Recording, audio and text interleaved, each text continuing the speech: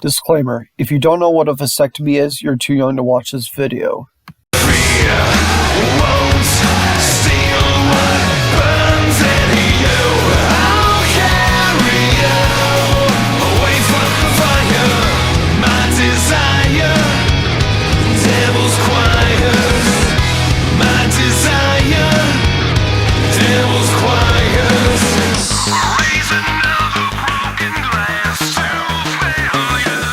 A simple promise of a crimson savior.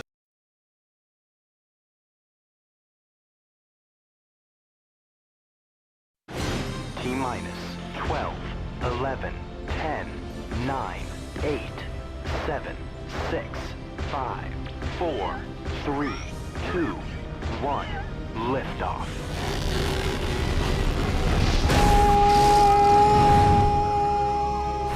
"12 kids? I couldn't keep her off me. They were one big happy family until Dad tried to make things better. Shake McGuire wants me to coach the Stallions. My whole life is here in Midland. I'm not moving. I promise you, we will be a happier, stronger family. No idea what that means. Now, things are getting a little tougher. They asked me to go to New York for a few days. I can handle this. Clean up on aisle 12! You'll need help cleaning up there. Life's turning a bit crazier. Have you seen my frog, Dad? Sorry, Charlie. Nigel. Kyle. It's Mark. I knew that. Hi, how's it going? No, everything's fine. They're doing homework right now. It's like a little mini think tank thing. And everyone's growing a whole lot closer. Did you have them conventionally? After the sixth one, they just kind of walked out. 12 kids later, and we still got the heat. Woo! Steve Martin, Beans was a good frog. He hipped and he hopped. He loved hip hop.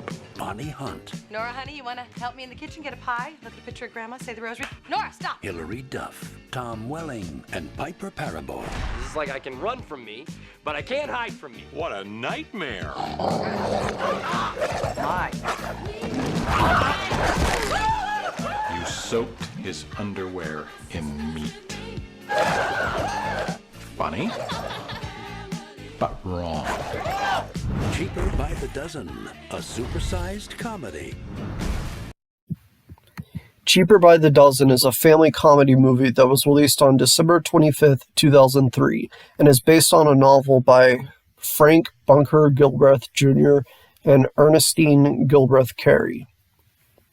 Wow, it actually came out on Christmas. This Steve Martin-led movie is actually a remake of a 1950 movie of the same name. I have not seen the original, so I cannot compare both versions. Also, the stories of both this movie and the novel are so different from each other that it's not even a fair comparison. So I will stick mainly with this version. That being said, let's begin with the story. The story follows the Baker family, where the parents actually have 12 kids. And one day, the father, Tom Baker, gets a job as a coach for a fictitious football team called the Stallions. This job requires the family to move from their current homestead in Midland. However, while his wife, Kate Baker, is fine with the decision, most of the rest of the family is not. You know what? I actually don't hate this story. That is very fucking surprising considering that I'm not even a huge fan of family comedies. Part of what makes it work is the kids in the movie are not really that annoying. In fact, many of them are really relatable. Usually in these family comedies, they will have the kids that are often younger and fucking obnoxious. But most of the kids are older, which makes sense because Tom and Kate have been married for 23 years. But the kids are actually pretty likable. They have aspects that speak to me. Nora is the kind of person that has her own apartment, which is something that I would love to have. Charlie, Henry, and Jake appealed to the more angsty side of me. Mark is really into reptiles and amphibians and is treated like the odd one in the family. I can sympathize with that because I often feel like the odd one in my family. And I have an intense interest in something. Not in reptiles, but in movies, as you can probably tell. However, I would say I'd find it problematic that a married couple has like 12 kids and that they're straight up Catholic. Though that theory goes to shit for two reasons. One, it is never really explained that they are Catholic, nor are there any vague hints other than the amount of children they have. Two, they only really wanted 8 kids, but the eighth time it was twins, and the other kids were by accident.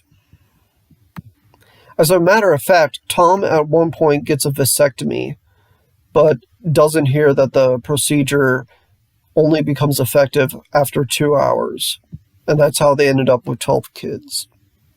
Personally, I don't know why you would want to try it after 2 hours, unless he had a real thing for pain. But it's a movie, so who gives a shit? But my point is, I don't think someone who is Catholic would attempt that. If the 4 remaining kids were really a mistake, then I can actually believe it, because Jessica, Kim, Mike, Nigel, and Kyle are pretty fucking boring characters. Although I do like the line Mike says to the bullies at school. I don't even know your family, loser. You do now. Both of the twins are not bad, but they are my least favorite characters. Another thing that many family comedies would do is have certain shenanigans that the kids would do, many of which are fucking stupid or just happen for no reason. Or if there is a reason, it's not a good or logical reason. But in the case of Cheaper by the Dozen, the 2003 version, I found that most of the shenanigans were a bit more grounded in reality and made perfect sense of why they occurred. The kids do all this stuff to Hank because they don't like him, and a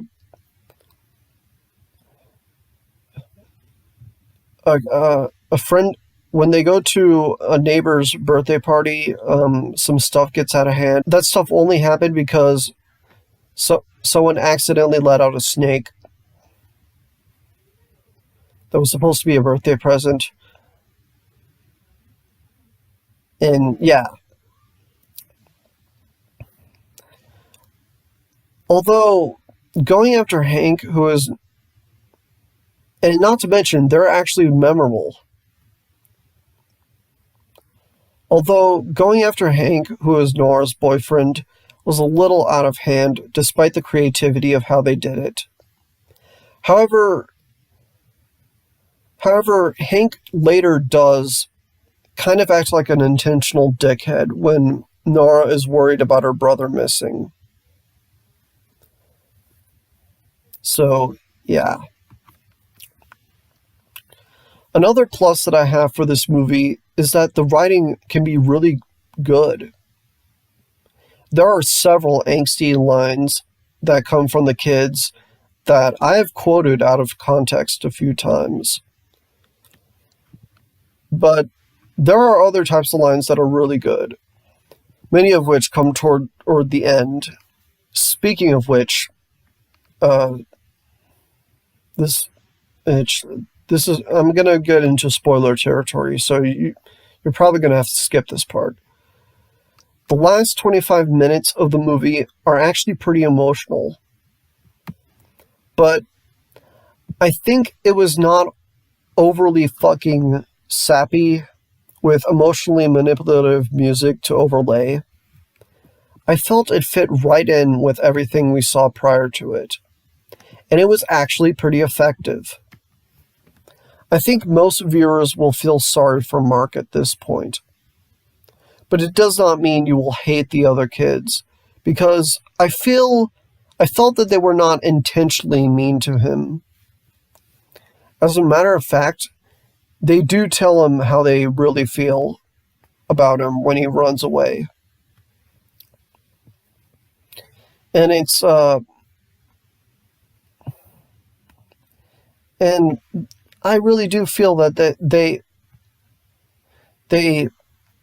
they do like him. I also genuinely think that Tom regrets making his family move just so he could become coach at this point, which says a hell of a lot about his character.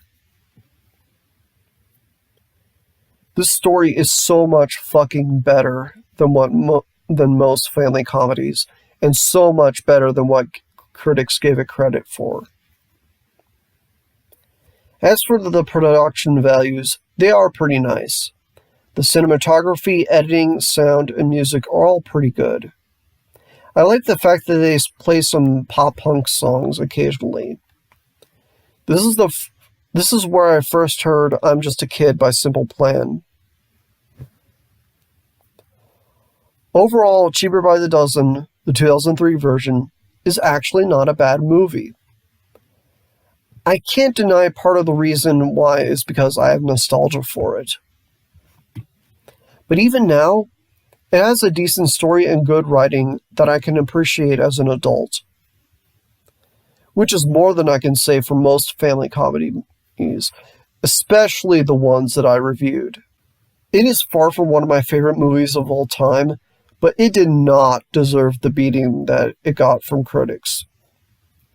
I gave Cheaper by the Dozen 3 out of 5 stars with the title of Worth Watching. Anyway, I'm Spike Robot. If you like this video, you can subscribe to my channel, and take it easy.